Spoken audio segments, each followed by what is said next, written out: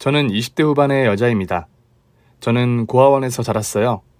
아주 어릴 때 고아원으로 들어왔다는데 원래는 생모가 저를 맡기면서 꼭 찾아오겠다고 절대 입양을 보내지 말아달라고 했대요. 그러나 10살이 넘도록 생모는 찾아오지 않았고 결국 전 20살이 되기까지 고아원에서 자라야 했습니다. 하나둘씩 입양을 아이들을 보면서 처음엔 친구를 잃은 것 같아 섭섭하다가 나중엔 그 애들이 부러웠죠. 고아원에서의 생활은 말 그대로 복새통 그 자체였고 그나마 봉사를 오시는 분들이 있어서 종종 숨통이 좀 트이는 기분이었어요. 조금 자라면서부터 저는 고아원 안에서 언니답게 동생들을 돌봐야 하는 처지였는데 그럴 때만 자유가 주어지는 것 같았어요. 꼬마애들이 봉사자들에게 관심을 받는 사이 저는 늘 조금 떨어진 곳에서 혼자 있었어요. 예, 넌 왜 여기 혼자 있어? 저는 주로 고아원에서 이제는 쓰지 않는 오래된 놀이터 안에 있었는데 새로 생긴 놀이터가 고아원 앞뜰에 있었고 그 놀이터는 고아원 뒷뜰 구석에 있었거든요. 저는 늘 정글짐 한가운데 틀어박힌 채 누구도 다가오지 말라는 듯 어설프게 몸을 숨기고 있었어요. 그런 저에게 한 아주머니가 다가와 말을 걸더라고요. 그냥 혼자 있고 싶어서요. 그렇게 말하면 대부분의 봉사자는 알겠다며 밥 먹을 땐 꼭 당부한 뒤 돌아갔거든요. 그런데 그 아주머니는 저를 빤히 보시더니 그러시는 거예요. 혼자 있고 싶기엔 너무 어린애 같은데. 그 말에 전 욱하며 대꾸했습니다. 저 다 컸거든요? 제가 여기 동생들 다 돌보는데요? 어머, 그렇구나. 이 많은 동생을. 네, 아줌마는 봉사만 하고 가면 그만이지만 난 맨날 쟤들을 돌봐야 한다고요. 그러니까 혼자 있게 내버려둬요. 제 말에 그 아주머니는 대답이 없었어요.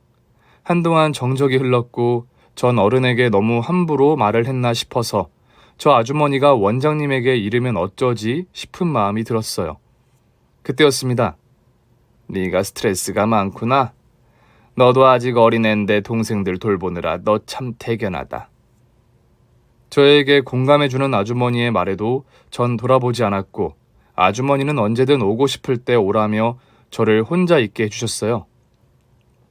그리고 다시 고아원 건물로 갔을 땐 다른 봉사자들은 있는데 그 아주머니만 없더라고요. 그 후로도 그 아주머니를 다시 볼 수는 없었어요.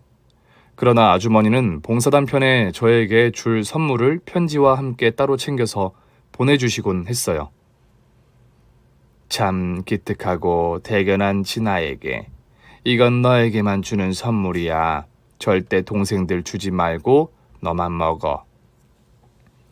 어떤 날은 시중에서 사기 힘든 맛있는 간식을, 또 어떤 날은 예쁜 옷도 보내주시고 신발, 학용품 등 저만 쓰라며 꼭 제 것을 따로 준비해 주셨습니다.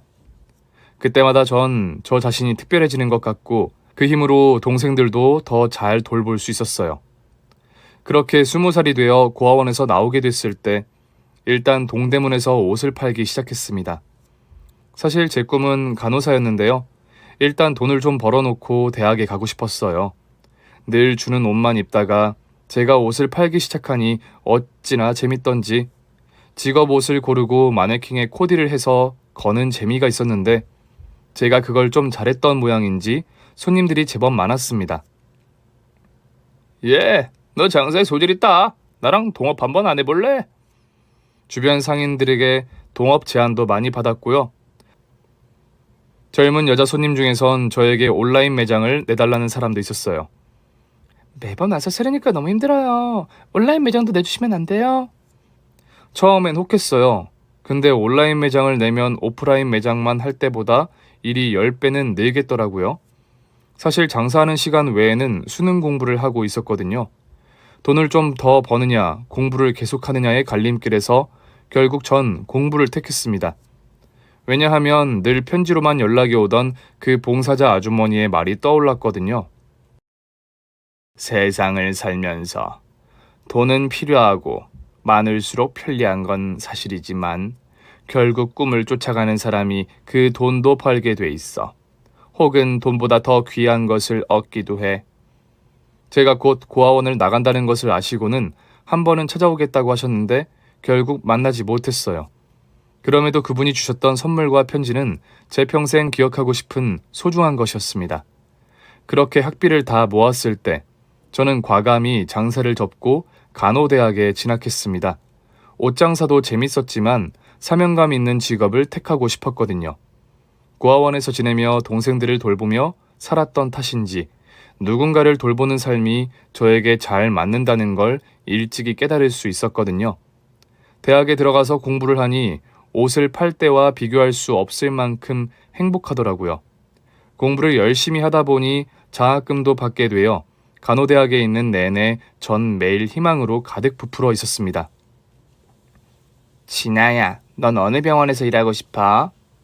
난 수술실 간호사가 되는 게 꿈이야. 그건 너무 어렵지 않아? 그래도 이왕 간호사가 됐으면 수술실에 꼭 필요한 간호사가 되고 싶어. 그렇게 전 졸업 후 대학 병원에 취업했습니다. 막상 현장에 나와보니 보통 힘든 일이 아니더라고요. 하루는 저녁 퇴근이라 퇴근 후 혼자 하염없이 길을 걷고 있었어요. 대학에서 공부할 때의 패기는 온데간데 없고 다시 동대문에 가서 옷이나 팔까 하는 생각도 들던 무렵이었습니다. 걷다 보니 어느새 제가 성수대교 위를 걷고 있더라고요. 언제 여기까지 왔지? 저녁도 먹어야 하고 쉬어야 또 근무를 할 텐데 싶어 지나가는 택시가 있나 주변을 두리번거리던 그때였습니다. 저 앞에 다리에서 뛰어내리려는 남자가 보이더라고요. 저는 일단 112에 신고한 뒤 그 남자를 향해 달리기 시작했습니다. 저기요! 잠깐만요! 난간에 반쯤 다리를 걸친 남자가 저를 보더니 소리쳤어요. 다가오지 마요! 저는 황급히 달리기를 멈출 수밖에 없었습니다. 저기요! 저랑 나이도 비슷한 것 같은데 잠깐 얘기 좀 해요. 오지 말라고요! 저도 지금 진짜 죽을 것 같이 힘들거든요? 같이 소주라도 한잔하면서 얘기 좀 해보자고요. 그 다음에도 뛰어들고 싶으면 안 말릴게요. 그 남자는 황당하다는 얼굴로 되물었습니다. 안 말린다고요? 네, 약속해요. 아니, 무슨 그런 약속을 해요? 왜요? 진짜 뛰어들고 싶은 게 아닌가? 그럼 나보다 나은 거네. 저는 그 남자를 말릴 생각으로 저도 신발을 벗고 난간 위로 올라가는 신용을 하기 시작했습니다. 잠깐만요. 지금 뭐 하는 거예요? 이렇게 하면 속이 좀 시원해져요? 나도 좀 해봅시다. 제가 바둥거리며 난간에 다리를 올리자 그 남자는 헐레벌떡 난간에서 내려와 저에게 달려오기 시작했습니다. 저기요, 진정해요. 남자는 제 몸을 난간에서 끌어내렸고 그때 마침 경찰차가 도착했어요. 미쳤어요? 진짜 올라가면 어떡해요? 그쪽도 올라갔는데 나라고 못 올라가라는 법 있어요? 법적으로 따지자면 올라가면 안 되죠. 저야 지금 딱 죽고 싶으니까 올라간 거고. 저도 딱 죽고 싶다니까요. 저희 둘을 본 경찰은 황당하다는 얼굴로 절 봤습니다. 여자분 신고하신 분 아니에요? 맞는데요. 아니 근데 말리기는커녕 본인이 난간에 올라가시면 어떡합니까? 저는 자리를 털고 일어났습니다. 다 작전이었는데요. 보세요. 이 남자분 결국 제 발로 내려왔잖아요. 경찰들은 저희 둘을 다 경찰서로 데려가 보호자들에게 연락하려고 했어요. 전 진짜 일부러 그런 거라고요. 이 남자분 내려오게 하려고. 그래도 일단 시도를 하셨기 때문에 보호자께 인도해야 합니다. 결국 전 하고 싶지 않던 말을 해야 했죠. 저 보호자 없어요. 제 말에 뛰어내리려 했던 남자도 놀라서 보더라고요. 저 고아예요. 결국 연락할 때라곤 고아원 뿐일 텐데 그분들 엄청 바빠요. 전 제 병원 출입증을 보여주었습니다. 저 여기서 근무하는 간호사거든요. 사람 생명 살리는 사람이요. 그러니까 전 좀 빼주세요. 저 진짜 뛰어들려던 거 아니에요. 저는 결국 신원을 밝힌 뒤 경찰서에 가지 않게 됐고 그 남자만 경찰서로 가게 됐죠. 남자가 경찰차에 타는 모습을 보다가 돌아서는데 갑자기 그 남자가 저를 부르더라고요. 잠깐만요. 남자는 경찰들을 뿌리치고 저에게 왔고 그 자리에서 택시를 불러주었습니다. 여기 집 주소 좀 적어주세요. 택시를 부르는 어플에 제 집 주소를 검색하라는데 솔직히 좀 당황스럽더라고요. 지금 같이 난간에 올라가 놓고 그쪽만 빠져나가려는 거잖아요. 나도 그쪽이 잘 들어갔는지는 확인해야죠. 안 그럼 같이 경찰서로 가요. 남자는 자기가 이상한 사람이 아니라는 것을 증명하려는 듯 자신의 직장 명함부터 집 주소까지 적어서 저에게 주었습니다. 여기 저부터 알려드리는 거예요. 경찰들이 지켜보는 가운데 뭔가 묘한 분위기가 돼버렸고 결국 전 남자가 말하는 곳에 우리 집 근처에 있는 지하철역을 검색해 주었습니다.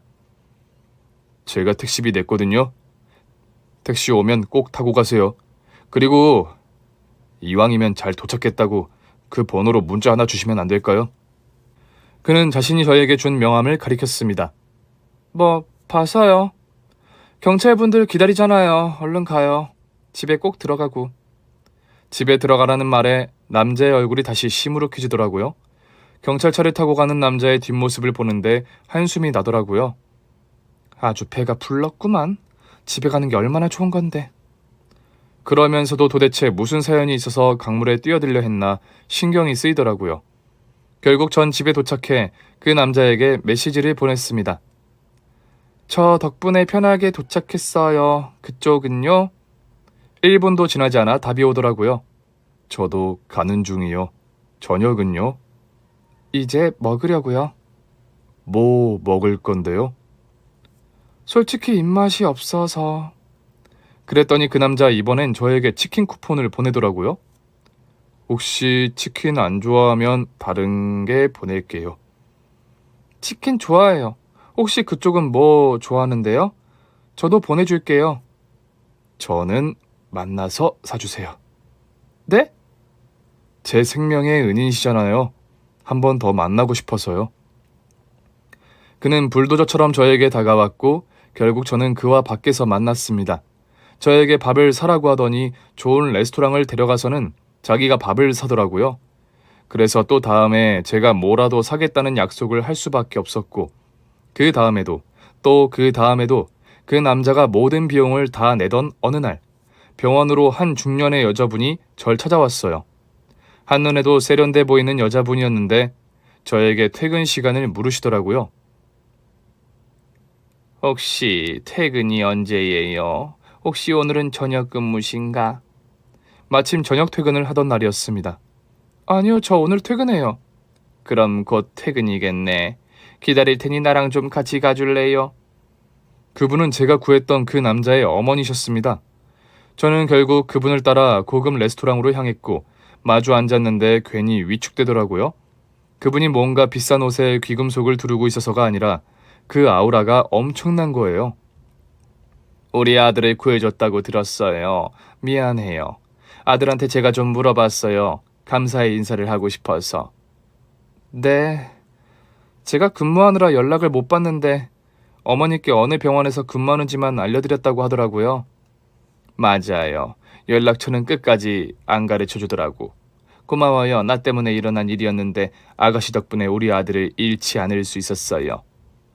알고 보니 그 남자 자기 엄마가 친엄마가 아닌 걸 알고는 충격에 빠져서 물에 뛰어들려고 했더라고요.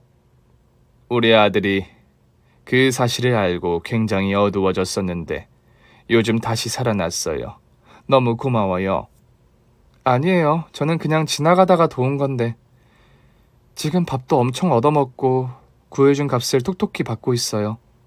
이제 그만 사셔도 되는데. 제가 한 번은 사야 끝날 것 같은데 내일 먼저 계산을 하셔서. 계속 얻어먹어요. 네?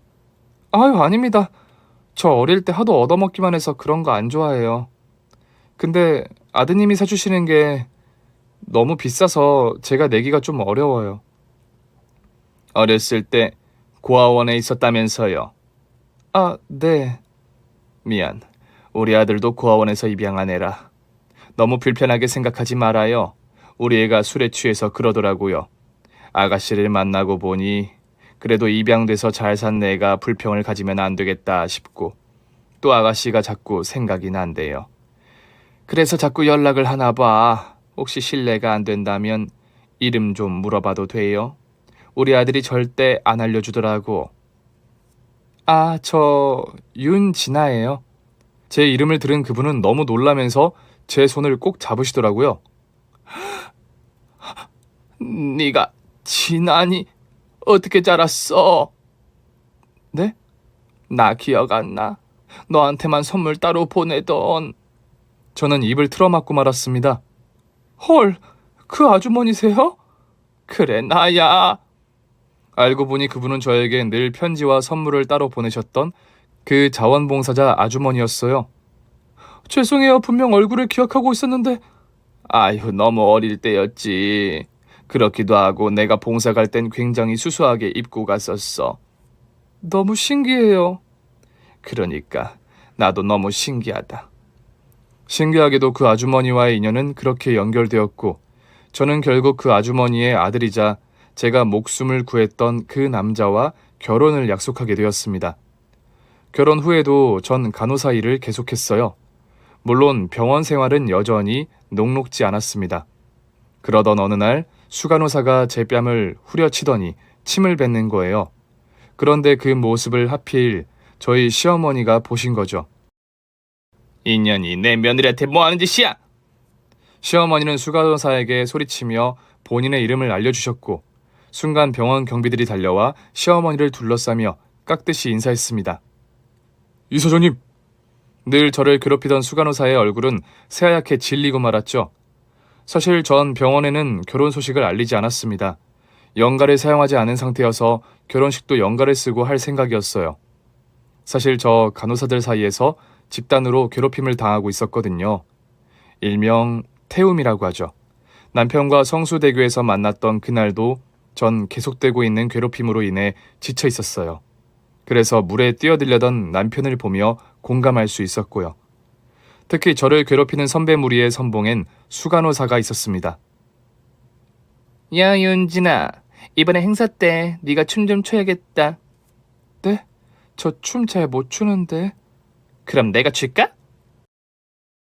간호대학에 다닐 때로 선배가 후배를 괴롭히는 일은 흔했지만 직장에서 겪는 괴롭힘은 비교할 수 없을 만큼 더 힘들었습니다. 결국 병원 행사에서 전 춤을 췄어요. 이거 안 하면 더 괴롭히겠지 싶어 하겠다고 했는데 춤을 춘 뒤엔 더 저를 무시하고 비아냥거리기 시작했습니다. 넌 출한다고 추니? 네? 아니, 그렇게 못 출 거면 애초에 못 추겠다고 말을 하든가. 보는 사람들이 우리 병원 간호사들을 얼마나 무시했겠니? 솔직히 간호사가 춤을 못 춘다고 무시당할 직업은 아니지 않나 싶었지만 꼭 참았습니다. 한마디 대꾸했다가 10마디 들은 게 한두 번이 아니었거든요. 죄송합니다. 난 네가 이래서 싫어. 넌 안 혼나려고 사니? 좀 혼나더라도 네 의견을 말해야 할 거 아니야. 네가 이렇게 저자세로 나오면 네 후배들은 더 힘들지 않겠니? 병원에서 근무한 지 1년이 지나자 제 밑으로도 후배가 들어왔어요. 다른 동기들은 후배 간호사들에게 눈총 주고 뭐만 했다 하면 무시하는 발언을 서슴지 않았지만 저는 괴롭힘에 가담하지 않았어요. 동기들을 말려보려고도 했지만 전혀 먹혀 들어가지 않았죠. 내가 왜 참아야 돼? 나도 당한 게 있는데. 나도 싫어. 어차피 우리가 근절시킨다고 근절될 문화도 아니고 그냥 이대로 설래. 나중엔 다 내 미치겠지 뭐. 그래도 밑에 애들 들어오니까 스트레스 풀 때가 생겨서 너무 좋다. 우리가 당한 걸 생각해야지. 똑같이 하면 똑같은 사람밖에 더 돼? 그렇게 이빠른 소리를 했다가 결국 동기들에게까지 외면을 받기 시작했습니다. 그래서 결혼 소식은 병원에 아예 알리지 않게 된 것이었죠. 결혼식 전 신혼집으로 이사를 해야 했어요. 어쩔 수 없이 휴가가 좀 필요하더라고요. 그래서 그동안 안 쓴 연가를 3일 쓰고 쉬었는데 그렇게 행복할 수가 없더라고요. 그 사이 전 남편과 혼인신고까지 마쳤고 짧은 휴가가 끝난 뒤 다시 출근하려니 마음이 왜 그렇게 무겁던지 그냥 가는 길에 교통사고나 났으면 좋겠다는 못된 생각도 들고 제발 오늘 갑자기 수간호사가 휴가를 썼으면 좋겠다 싶고 출근하는 제 표정을 본 남편이 묻더라고요. 여보, 근데 표정이 왜 그래? 설마 아직도 선배들이 괴롭히는 거야? 선배들이 그러려는 건 이제 그러려니 하는데 동기들도 날 싫어해. 내가 후배들 괴롭히지 말자고 했거든. 그래서 표정이 그런 거야? 그럼 병원을 옮기는 건 어때? 그래도 우리 집에서 가장 가깝고 나도 일이 손에 익어서 쉽진 않아. 뭐 다른 데 간다고 상황이 크게 다를까 싶고. 남편은 잠시 저를 보더니 뭔가 말을 하려다가 많은 눈치였습니다. 일단 너무 힘들면 휴가 더 쓰고 쉬어. 아직 연가 다 안 썼잖아. 나 없어서 다들 나 대신 일했을 텐데 또 어떻게 그래? 데려다 줄까? 아니야. 그러다 자기 늦으면 어떡해. 그렇게 다시 병원에 갔더니 아니나 다를까 동기들부터 시작해 수간호까지 저를 보는 눈빛이 예사롭지 않더라고요. 혼자 그렇게 오래 쉬니까 좋냐? 전 그동안 연가를 안 써서요. 이번에 뭐라 좀 쓰느라. 그러니까 다들 연기를 미리미리 하루씩 쓰는 데는 이유가 있지 않겠어? 그렇게 머리가 안 들어가서 어떻게 간호사를 해? 죄송합니다. 또! 죄송하다고 하지. 넌 맨날 죄송하다면 다야? 제가 오늘부터 더 열심히 일할게요. 솔직히 수간호사는 늘 휴가를 일주일씩 썼거든요. 저 결혼식 전후로 딱 3일을 겨우 쓰고 온 거였는데도 예상대로 난리를 치더라고요. 그런 저에게 후배 간호사들이 다가와 위로를 해주었어요. 선배님 몫은 저희가 다 했는데 수간호사님이 괜히 그러시는 거예요. 그러니까요. 저희끼리 교대 근무 바꿔서 다 채웠는데. 사실 후배들에게 부탁해서 교대 근무는 지장 없이 채워두고 간 상태였거든요. 너희도 알다시피 무슨 이유가 있어서 괴롭히는 게 아니잖아. 선배님한테도 저러시는데 저희는 어떻게 버텨요? 내가 얼른 저기까지 올라가 볼게. 진짜 얼른 올라가 주세요. 그렇게 웃고 있는데 동기들이 저랑 후배들을 째려보면서 지나가더라고요. 너희 빠지고 싶을 때 언제든 말해. 당분간은 내가 오프 반납하고 다 채울 테니까. 나중에요. 선배님도 피곤하시잖아요. 근데 뭐 하면서 쉬셨어요? 사실 저를 믿고 따라주는 후배들에게도 곧 결혼한다는 이야기를 하지 않았어요. 행여나 어디서 말이 새나갈지 모르니까 그만큼 병원이 싫었습니다. 조만간 알려줄게. 뭐 좋은 일이에요? 뭔데요? 그때였습니다. 야, 니들 일 안 해? 전 행여나 후배들이 더 괴롭힘을 당할까봐 서둘러 자리를 피했습니다. 저는 힘이 없는 선배인 게 늘 미안했어요. 선배들에겐 물론 동기들에게까지 무시당하는 제가 무슨 힘이 있었겠어요. 그렇게 결혼의 기쁨을 채 누리기도 전에 병원으로 돌아간 저는 그 주를 정신없이 보냈습니다. 주말이 되자 시어머니께 연락이 왔어요. 이사하느라 수고했다며 가족 별장에 같이 가자고 하시더라고요. 하지만 전 일요일 오후에 출근해야 했어요. 어머니, 저 너무 가고 싶은데 주말에 출근이 있어요. 그래. 그럼 걱정하지 말고 와. 순간 전 귀를 의심했습니다. 그러니까요, 어머니. 제가 일요일 오후에 출근을... 아유, 알았다니까 걱정 말고 와. 일단 시어머니께서 별장으로 출발하자고 한 건 토요일 오전이었거든요. 반나절이라도 잘 보내고 오자 싶어서 남편과 함께 출발했습니다. 가는 길에 남편과 시어머니의 이야기를 듣게 됐어요. 그럼 어머니가 고아원 봉사활동 다니다가 자기를 입양하신 거야? 그랬지. 나 아주 아기 때. 자기는 진짜 행운아였네. 우리 엄마는 날 데리러 온다고 해놓고 안 왔대. 그래서 난 입양도 못 가고. 그나저나 어머니는 왜 그렇게 고아원 봉사활동을 다니시는 거야? 다른 봉사활동도 많잖아. 바쁘셔서 직접 현장은 잘 못 다니시는 것 같은데. 사실 저는 시어머니의 일에 대해 아는 게 별로 없었어요. 어떤 재단 이사장이자 실소유자라는 것만 알고 있었는데 그마저도 자세히 아는 건 없었거든요. 다만 부자라는 건 자연스럽게 알게 됐죠. 일단 시어머니께서 저희 부부에게 해주신 집부터가 신혼부부가 살기에는 너무 으리으리한 부부 공동명의의 아파트였고요. 시어머니는 제가 남편과 결혼하기 전부터 저에게 좋은 자동차에 옷에 명품백까지 툭하면 사주셨어요. 제가 오죽했으면 남편에게 이렇게 물었다니까요. 혹시 어머니 말이야, 당신도 모르게 금융계에 종사하시는 거 아니야? 에? 전혀 아닌데? 왜 그렇게 생각해? 아니, 재단 이사장이라도 해서 돈이 이렇게 많을 수 있나 싶어서. 혹시 이자 많이 붙는 쪽 금융계의 큰손이신가 싶어가지고. 남편은 제 말에 뒤집어질 듯 웃더라고요. 우리 외가 쪽이 원래 좀 부자였대. 그래서 엄마한테 유산이 많이 남겨졌는데 재단은 원래 외가 소유였을걸? 남편은 시어머니가 고아원 봉사를 다니는 이유에 대해 말해줬어요. 엄마가 어릴 때 여동생을 잃어버렸대. 그래서 고아원 봉사활동을 하시는 것 같더라고. 그래서 결혼도 안 하신 거고? 엄마가 데리고 나갔다가 잃어버린 거라 늘 마음에 짐이신가 봐. 물론 이제는 가도 못 찾는다는 걸 알지만 그렇게라도 마음의 짐을 좀 덜어내고 싶으신 거겠지. 그러셨구나. 엄마가 자기 얘기한 적 있어. 고아원에 봉사 가서 만난 여자애가 있는데 이상하게 마음 간다고. 나한테 진짜 잘해주셨어. 사실 엄마는 자기한테 자립지원금을 주고 싶어 했었어. 어머, 정말? 근데 고아원에서 안 받아줬다고 하더라고. 특정인에게만 주는 건 좀 곤란하다고. 그러셨구나. 진짜 신기하다. 어떻게 그때 만난 그 자원봉사자 아주머니가 내 시어머니가 돼?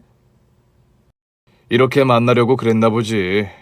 당신이 날 성수대교에서 발견한 것도 신기하지 않아? 그러니까. 그렇게 남편과 가족 별장으로 가는 길은 정말 행복했어요. 매일 이런 나날만 계속된다면 얼마나 좋을까 싶을 정도였죠. 별장에 도착했더니 시어머니께서 출장 요리사를 불러서 이미 근사한 식사를 마련해 두셨더라고요. 어머니, 너무 맛있어요. 우리 새아기 많이 먹고 힘내. 병원 생활이 힘들다며. 전 깜짝 놀라 남편을 봤죠.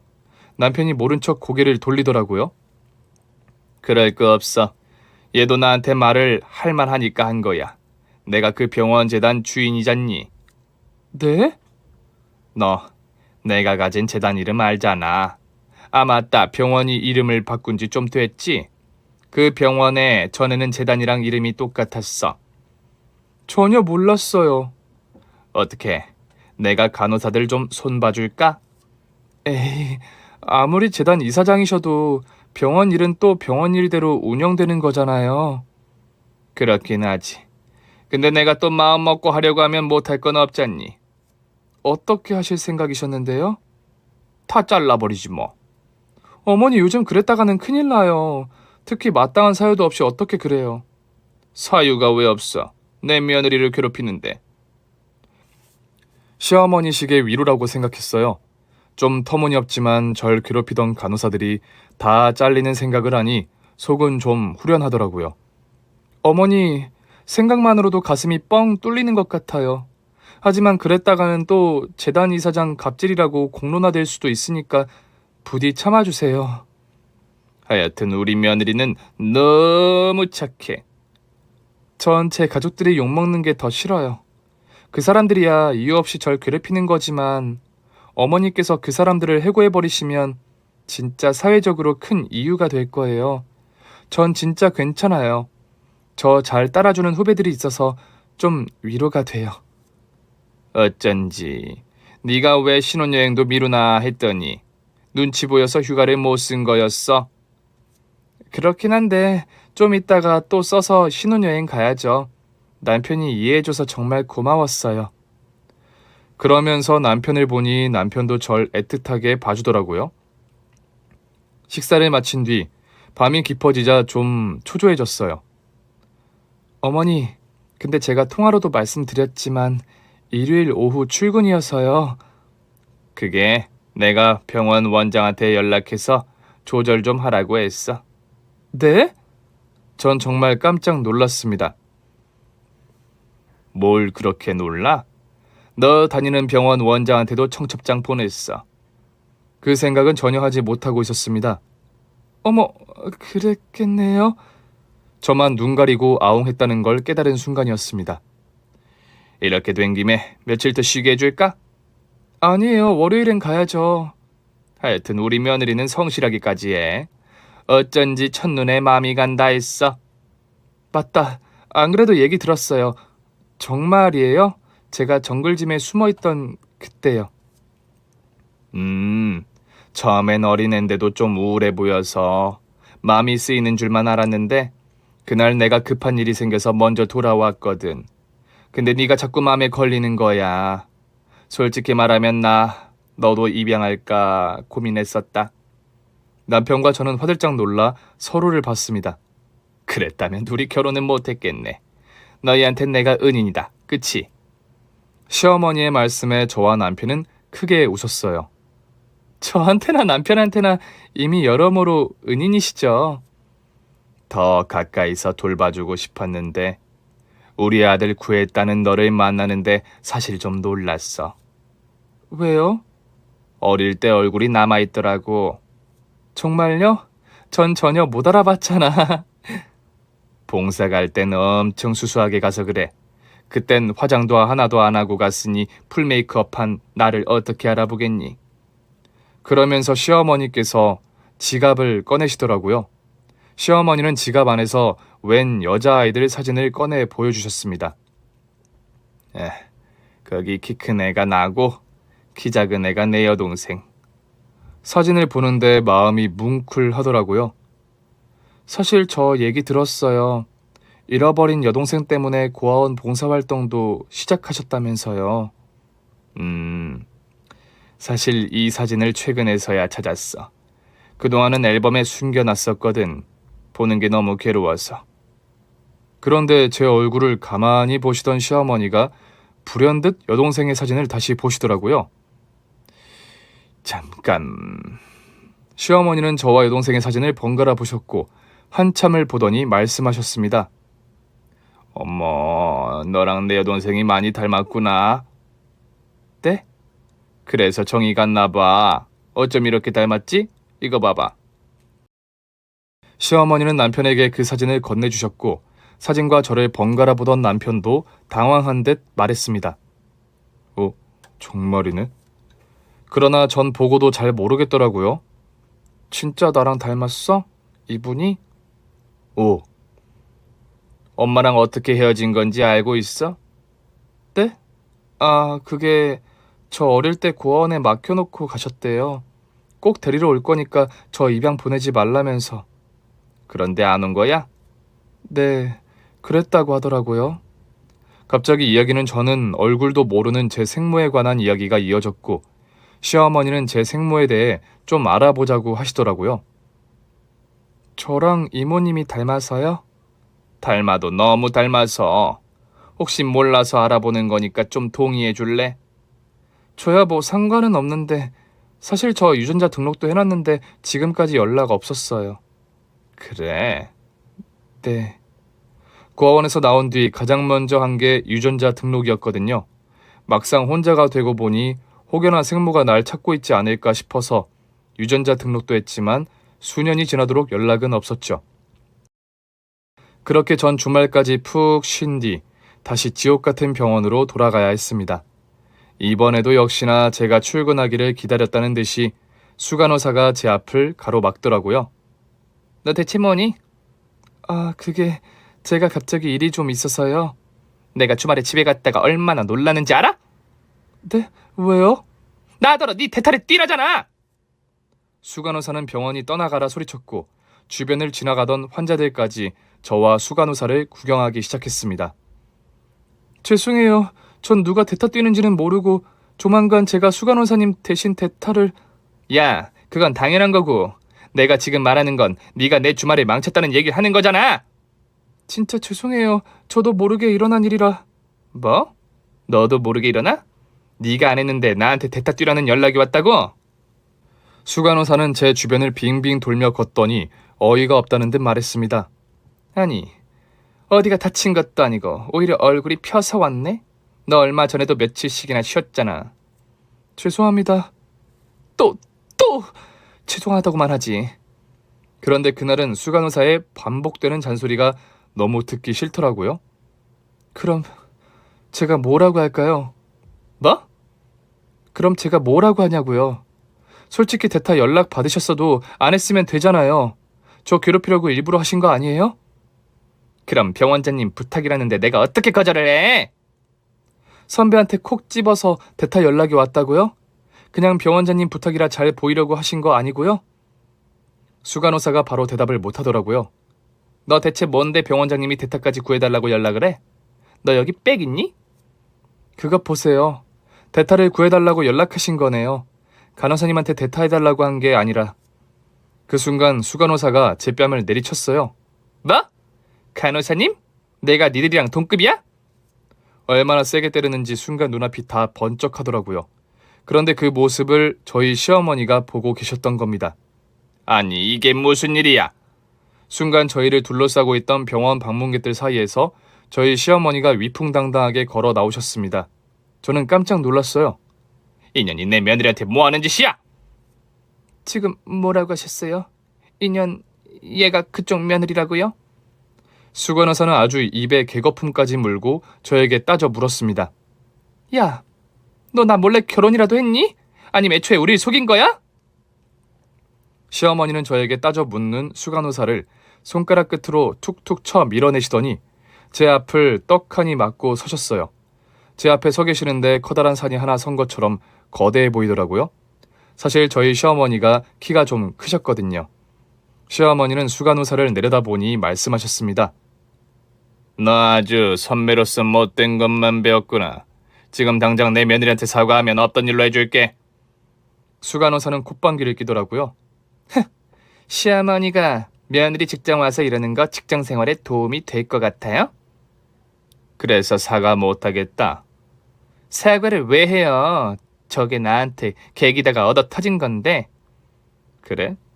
내가 누군지 알려줄까? 진짜 어이가 없어서 누구신데요? 나 오영숙이다. 시어머니는 모두가 들을 수 있을 만큼 큰 소리로 본인의 이름 석자를 말씀하셨고 수간호사는 그 이름을 듣고 잠시 주춤하더라고요. 귀에 있긴 한데 누군지를 모르겠는 표정이었습니다. 그때 경비원 3명이 달려오더라고요. 이사장님! 이사장님 오셨습니까? 오시느라는 말씀 듣고 문 앞에서 기다리고 있었습니다. 그들은 시어머니를 향해 깍듯하게 인사했습니다. 미안. 내가 우리 며느리 일하는 것 좀 몰래 보고 싶어서 쪽문으로 들어왔어요. 원장님이 기다리고 계신가? 예! 그제야 수간호사는 얼굴이 새하얘진 채 고개를 숙였습니다. 시어머니는 집게손가락으로 수간호사의 턱을 천천히 들어 올리셨어요. 며느리 직장에 온 게 아니라 내 소유 병원에 온 거야. 원장이랑 약속한 게 있어서 일단 가봐야 할 것 같고. 세아가, 넌 나 따라오고. 예? 저요? 우리 오늘 갈 때도 있고 원장한테 미리 말해놨어. 네 대타할 친구 올 거야. 그냥 아예 새로 한 명 뽑았어. 간호사 한 명 더 있으면 더 좋잖아. 그렇긴 한데 그래도... 그 와중에도 전 수간호사의 눈치가 보이더라고요. 그러나 수간호사는 저와 시어머니 쪽을 향해 90도로 인사를 하면서 말했습니다. 제가 잘못했습니다, 진아씨. 미안해. 그러나 시어머니는 눈을 아래로 깐 채 제 손을 잡고는 그 앞을 쌩하니 지나쳐버렸습니다. 저는 시어머니의 손에 끌려가면서도 영문을 몰라 어리둥절했죠. 저 선배가 왜 저러는 거예요? 그래도 수간호사 정도면 여기 아니어도 어느 병원이든 취업할 수 있잖아요. 우리 며느님이 이렇게 세상을 몰라요. 아무리 수간호사면 뭐해. 내 입 뻥끗 한마디면 이 바닥에 발 못 붙여. 시어머니는 원장에게도 저를 소개해 주셨어요. 우리 새아기. 내가 딸이 없잖아. 내가 너무 아끼는 아이예요. 저희 병원에 우리 이사장님 며느님이 계신 줄도 모르고 주말에 전화 받고 깜짝 놀랐습니다. 우리 원장님 진짜 입 무거우시네. 내가 우리 며느리 정체는 일단 밝히지 말아달라고 했는데 진짜 안 밝히셨더라고요. 그럼요. 누구 명의신데 제가 여기겠습니까? 알고 보니 시어머니께서 일부러 제 정체를 못 밝히게 하셨더라고요. 저를 괴롭히는 선배의 실체를 현장에서 잡으려고 하신 것 같았어요. 전 시어머니의 손을 잡고 병원을 나왔습니다. 나오는데 수간호사가 정문 앞에서 덜덜 떨며 기다리고 있더라고요. 이사장님, 제가 진아 씨한테 좀 하고 싶은 얘기가... 누가 감히 우리 며느리하고 함부로 대면하겠대? 가서 본인 일이나 잘해요. 할 수 있을 때까진 최선을 다해야 할 거 아니야. 시어머니는 또다시 수간호사의 앞을 쌩하니 지나가시려다 말고 다시 수간호사를 보며 말씀하셨습니다. 내가 지금 원장한테 단속해 놓고 왔어. 지금 이 시각부터 후배 간호사 괴롭힌 수간호사의 행태를 고발하는 사람에게 보너스 나갈 거고 고발서가 전체 간호사 중 절반 이상 고발서를 쓰면 수간호사는 불명예스럽게 우리 병원에선 퇴직하게 될 겁니다. 이사장님, 저 애 셋 엄마예요. 그럼 더 안 되겠네. 애 셋 엄마가 밖에 나와서 사람에 대한 존중도 없이 이렇게 살고 있다고? 제가 잘못했습니다. 제가 오늘부터 진아 씨한테 진짜 잘하고 다른 후배들한테도 정말 잘할게요. 그런 건 누가 시키기 전에 해야 멋진 사람이지. 높은 위치를 갖게 됐으면 좋은 문화를 만들어갈 생각을 해야지. 자기가 당한 만큼 똑같이 괴롭히겠다는 심보로 살면 되겠어? 수간호사는 무릎을 꿇은 채 울기 시작했지만 시어머니는 제 손을 잡은 채 그냥 지나가셨습니다. 그 모습을 저를 따르던 후배 간호사들이 창문 너머로 보면서 웃고 있더라고요. 저는 후배 간호사들에게 그동안 수고했다는 의미로 엄지를 들어 보였고 간호사들 역시 감동한 얼굴로 저에게 엄지를 치켜 세웠습니다. 그나저나 일단 시어머니를 따라 차에 타긴 했는데 이제부터 뭘 어떻게 해야 할지를 모르겠더라고요. 근데 이제 저 병원 안 나가요? 새 사람 뽑으셨다고 해서요. 일단은 나랑 어디 좀 가자. 어디요? 가보면 알아. 시어머니의 차가 도착한 곳은 한 납골당 앞이었습니다. 저는 좀 어리둥절했어요. 여기는 왜... 시어머니는 또다시 제 손을 잡고는 조용히 그 안으로 들어가셨어요. 그리고는 한 분의 서랍 앞에 서시더라고요. 그런데 그 서랍 안에 유골함과 함께 제 사진이 있더라고요. 이분이 네 생모시다. 네? 널 안 데리러 온 게 아니라 못 데리러 왔나 봐. 많이 아팠대. 수술을 받으라 널 고아원에 맡긴 모양이야. 그게 정말이에요? 어떻게 이렇게 빨리... 네 엄마가 내 동생이 맞는 것 같아. 네? 지금 유전자 분석 들어갔어. 곧 연락 올 거야. 저는 유골함 앞에 있는 저와 함께 사진을 찍은 젊은 여자를 봤습니다. 사진 속 아이가 너무나 분명히 저여서 아니라고 생각도 할 수가 없더라고요. 너무 놀라서 그 안을 보고 있는데 시어머니의 휴대폰으로 전화가 오더라고요. 그래요. 역시 그랬구나. 혹시 키워주신 분이나 주변 사람 중에 살아계신 분이 좀 있나? 그래 알겠어요. 저는 전화를 끄는 시어머니를 받고 시어머니는 돌연 서럽게 울기 시작했습니다. 내 동생이 맞대. 그래서 내가 널 보는 순간 마음이 움직였나 보다. 저는 시어머니를 꼭 안아드릴 수밖에 없었습니다. 전 버림받은 줄 안 입장이었지만 시어머니는 잃어버린 입장이었으니까요. 저희는 엄마를 키워주신 분들을 찾아봤지만 그분들은 이미 돌아가신 상태라 뭐가 어떻게 된 건지 알 수는 없었습니다. 그러나 저는 분명한 걸 알게 됐죠. 생모가 절 버린 게 아니었다는 것을요. 생모의 정체를 알고 난 뒤 저는 한동안 병원을 쉬었습니다. 그리고 시어머니와 함께 긴 여행을 다녀왔어요. 비록 생모의 얼굴은 끝내 보지 못했고 시어머니 역시 여동생의 얼굴은 보지 못했지만 그분으로 인해 이어진 저와 시어머니의 인연이 참 귀하다 싶었습니다. 여행 중 시어머니께서 저에게 제안하셨어요. 재단 사업 말고 영리 사업도 좀 해볼까 하고 있는데 너 간호대학 가기 전에 동대문에서 옷 장사했다며? 혹시 사업으로 해보고 싶은 마음은 없니? 아니면 계속 간호사 하다가 나중에 재단 일 해도 좋고. 사실 제가 간호사가 되고 싶었던 건 고아원에서 지낼 때 아픈 애들이 많았거든요. 그런 애들을 꼭 치료해주고 싶었는데 잘할 수 있겠죠? 잘할 수 있게 내가 도와줄게. 저는 결국 병원으로 돌아가기로 했습니다. 평소처럼 초긴장을 한 채 병원에 갔는데 후배들을 제외한 모든 간호사가 바뀌어 있는 거예요. 절 보자마자 후배들이 달려왔어요. 선배님 다 잘렸어요. 뭐?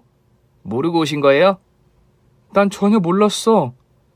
저와 후배들을 괴롭히던 동기 간호사들까지 모두 중징계를 받고 사직서를 썼다고 하더라고요. 마침 분원 간호사들이 분원 리모델링 때문에 쉬고 있었는데 서울 병원으로 인사 이동을 온 거였어요. 새로운 간호사분들은 다들 너무 좋은 분들이었습니다. 힘든 일을 함께하는 동료로서 서로를 위해주고 챙겨주는 분위기 속에서 일을 하더라고요. 아유, 그 수간호사 원래 유명했어. 분위기 흐리는 거로. 그 간호사 초년생 때 일을 너무 못해서 선배들한테 어지간히 혼이 났었나 봐. 근데 실수를 너무 많이 했대. 그래서 혼이 난 걸 가지고 자기 후배들한테 그 스트레스를 다 푼 거야. 사람이 못난 거니까 다들 잊고 우리끼리 즐겁게 잘 지냅시다. 덕분에 저는 동료들에게 청첩장을 돌릴 수 있게 됐습니다. 후배들에게 뒤늦게 휴가를 쓰고 신혼집 이사한 일을 말했더니 섭섭하다며 집들이를 거하게 하라는 요청을 받았습니다. 저는 남편과 시어머니의 사랑 속에서 또 동료들의 배려 속에서 집에서도 직장에서도 행복하게 지내고 있습니다. 살다 보니 이런 날이 다 오네요. 그러니 저도 누군가에겐 희망을 주는 사람이 될 수 있게 오늘 하루도 착실하게 살아야겠습니다. 오늘 준비한 사연은 여기까지입니다. 재미있게 들으셨다면 구독과 좋아요, 알림 설정까지 눌러주세요. 그럼 저는 다음 사연으로 찾아뵐게요. 오늘도 건강하고 행복하세요.